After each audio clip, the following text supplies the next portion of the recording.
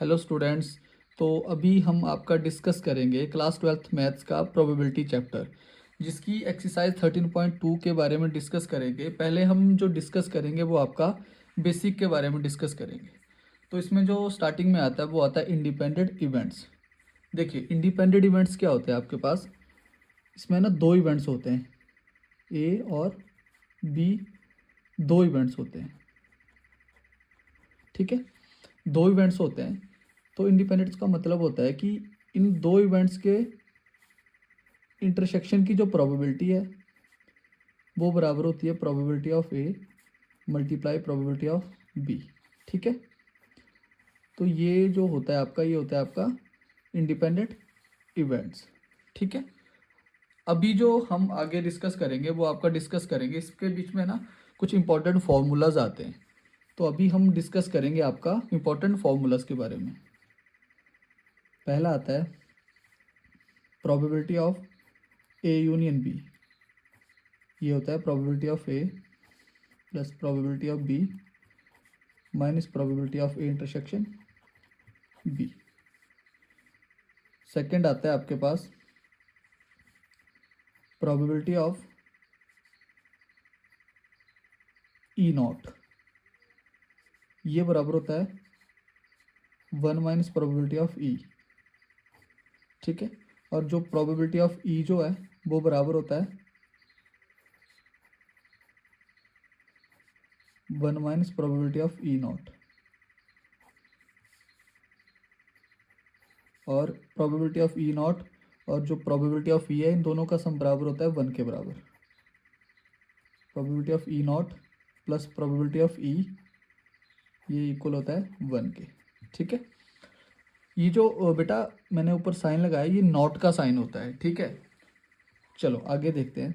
अगर आपके पास ऐसा लिखा आएगा कि probability of not E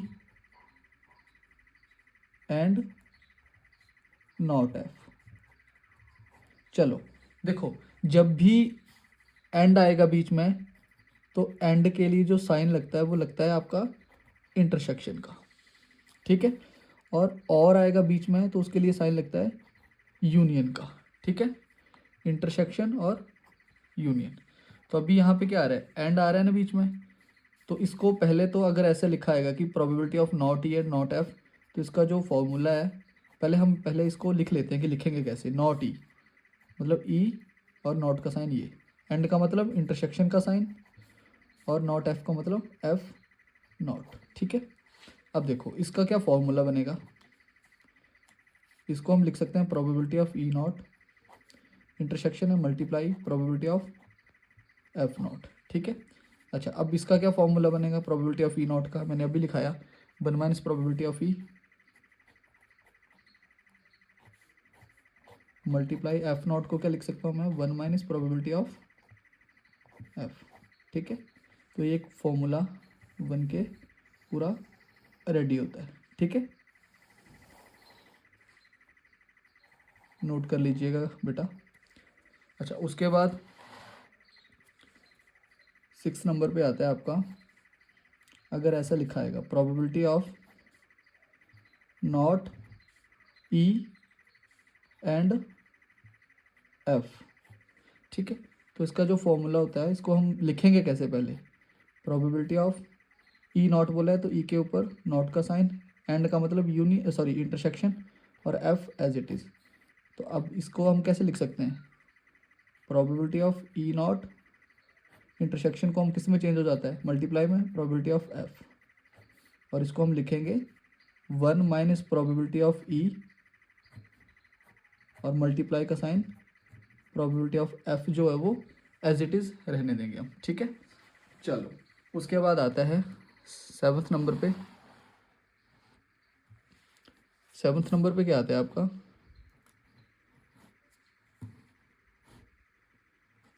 I hope so आप लोगों को सही दिख रहा होगा बेटा। 7th नंबर पे आपका आता है, अगर ऐसे लिखा होगा probability of neither A nor be, या तो ऐसे लिखा होगा या तो ऐसे भी लिखा हो सकता है प्रोबेबिलिटी ऑफ नॉट ए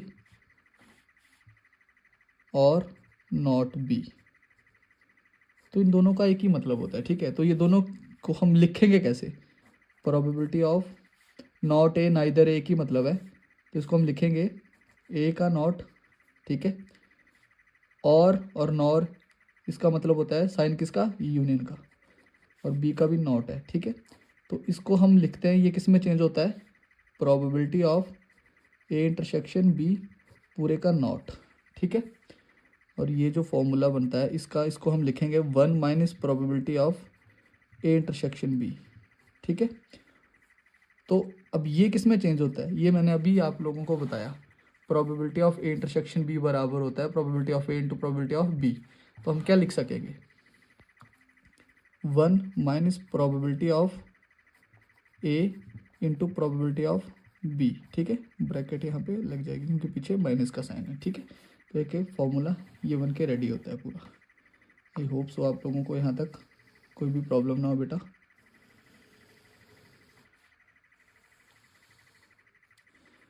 तो जैसे जैसे अब बीच में आपका कोई एक आधा फॉर्मूला छूट गया होगा, तो मैं जब क्वेश्चन चलेंगे, क्वेश्चन के बीच में आएगा, तो मैं उस टाइम बताता जाऊंगा आपको, ठीक है। तो अभी हम आपका स्टार्ट करेंगे आपकी 13.2 एक्सरसाइज। चलो देखते हैं 13.2 एक्सरसाइज का फर्स्ट क्वेश्चन। चलिए, क्वेश्चन नंबर फर्स्ट क्या कह रहा है?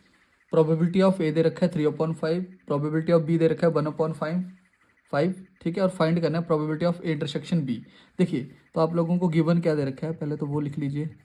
प्रोबेबिलिटी ऑफ ए दे रखा है 3/5 और प्रोबेबिलिटी ऑफ बी दे रखा है आपके पास है कितना? 1/5, ठीक है। आप लोगों को फाइंड क्या करना है? Probability of A intersection B. तो इसका फॉर्मूला तो मैंने आपको पीछे लिखा है, ये होता है आपका probability of A into probability of B. अब बस क्या करिए, वैल्यू भरिए, 3/5 मल्टीप्लाई 1/5, ठीक है। ये बन जाएगा 3/25। तो probability of A intersection B की जो वैल्यू आई वो आई आपके पास 3/25। That's it. अब चलते हैं क्वेश्चन नंबर 2 पे। चलो, क्वेश्चन नंबर सेकंड क्या कह रहा है? 2 cards are drawn at random and without replacement from a pack of 52 playing cards. Find the probability that both the cards are black. देखो, बोला गया है कि एक 52 प्लेइंग कार्ड्स की एक गड्डी है आपके पास, ठीक है। उसमें बोला गया है कि आप लोगों को ना क्या करना है कि रैंडमली ना कुछ कार्ड्स क्या करने हैं, पिक करने हैं, और वो कार्ड्स जो वो दोनों क्या होना चाहिए? वो होने चाहिए ब्लैक कार्ड्स, ठीक है। तो देखो, टोटल कार्ड्स जो वो कितने हैं? 52, ठीक है। इवेंट्स मान लो, पहला मान लो कि ई जो है वो फर्स्ट कार्ड ब्लैक है, first card is black, and ये E1 मान लो, ये E2 मान लो आपका second card is also black,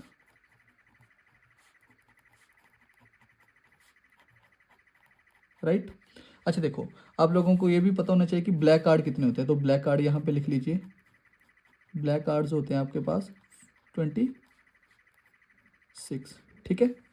अच्छा देखो, बोला गया कि फर्स्ट कार्ड इज ब्लैक, तो प्रोबेबिलिटी ऑफ E1 क्या आ जाएगा आपके पास?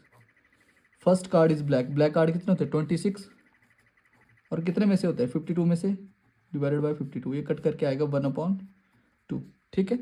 और आगे बोला गया कि second card is also black, मतलब देखो, एक ब्लैक कार्ड की प्रोबेबिलिटी तो यहाँ से आ गई, ठीक है। मतलब एक ब्लैक कार्ड जो वो यहाँ से कम हो जाएगा आपका, ठीक है। तो पहले 26 थे, अब 25 रह जाएंगे, ठीक है। और यहाँ से भी टोटल कितने थे? 52, एक की यहाँ पे निकाल दिए प्रोबेबिलिटी, तो एक यहाँ से भी कम हो जाएगा, तो कितने रह जाएंगे? 51। तो प्रोबेबिलिटी ऑफ E2 क्या आ जाएगा आपके पास? Second card is also black, कितने रहेंगे? इधर 26 थे, तो एक की इधर आ गई, तो इधर एक कम हो जाएगा, तो 25 अपॉन टोटल में से भी एक कम हो जाएगा, 51, ठीक है। ये आपके पास आ गई E2 की, ठीक है। अब बोला गया कि प्रोबेबिलिटी निकालनी, both the cards are black. तो प्रोबेबिलिटी निकालो, both the cards are black, ठीक है। तो ये क्या बन जाएगा आपका? 1/2 मल्टीप्लाई 25/51, ये मेरे को लग रहा है ये आएगा 25 और 51 टू होता है 102। तो आपके पास सेकंड क्वेश्चन का भी आंसर ये आ चुका है। ठीक है बेटा, क्वेश्चन नंबर थर्ड जो है वो बिल्कुल क्वेश्चन नंबर 2 की तरह है, सिमिलर है। तो क्वेश्चन नंबर 3 आप खुद करके देखिएगा। मैं जो अभी करवाऊंगा वो आपका क्वेश्चन नंबर 4 से शुरू करूंगा। ठीक है, चलो क्वेश्चन नंबर 4 को देखते हैं। चलिए क्वेश्चन नंबर 4 को हम देखते हैं। देखो क्वेश्चन नंबर 4 में बोला गया है a fair coin and an unbiased die are tossed, let A B the event head appears on the coin and B the event 3 on the die, check whether A and B are independent events और not. देखो जो बेटा मैंने dark करी हुई है ना, ये जो चीज़ें हाईलाइट्स करी हुई हैं, ठीक है, मेन चीज़ इन पे हमने फोकस करना है। तो चलो पहले तो एक बोला गया एक फेयर कॉइन है और एक अनवाइज डाई है। ठीक है, फेयर कॉइन में कितने फेसिस होते हैं, हेड और टेल, मतलब 2 फेसिस होते हैं। और डाई में कितने फेसिस होते हैं, 6 फेसिस होते हैं ना, 1 2 3 4 5 और 6। ठीक है, बोला गया है कि इनको क्या किया जाता है, इकट्ठा टॉस किया जाता है। तो क्या सैंपल स्पेस बनते हैं आपके पास, सैंपल स्पेस को ऐसे डिनोट करते हैं। तो बनेगा H1 H2 H3 H4 H5 H6। ठीक है, फिर उसी तरह टी से T1 T2 T3 T4 T5 and T6 तक। ठीक है, अच्छा देखो पहले इसमें बोला गया है, क्या बोला गया है, let A B the event. क्या बोला गया है, ए में बोला गया है head appears on the coin. क्या शो करो, हेड शो करो, कहाँ पे, कॉइन्स में। ठीक है, तो देखो कहाँ पे आ रहा है हेड, H1 इसमें आ रहा है ना, इस पूरी लाइन में आ रहा है ना, इसमें H6 तक। तो लिख दो पूरा H1 H2 H3 H4 H5 और H6 तक। ठीक है, और अच्छा देखो तो इसकी प्रोबेबिलिटी क्या आएगी, अब कितना है टोटल, ये 1 2 3 4 5 6। अच्छा यहाँ पे देख लो ये कितना आ गया, टोटल सैंपल स्पेस कितने आ चुके हैं आपके पास, 6A और 6A। ठीक है, टोटल आ जाएंगे 12 सैंपल स्पेस हैं। ठीक है, और प्रोबेबिलिटी ऑफ ए आ जाएगा आपके पास, ये 6 है, 6/12 1/2। ठीक है, अच्छा दूसरे में क्या बोला गया है, B the event 3 on the die.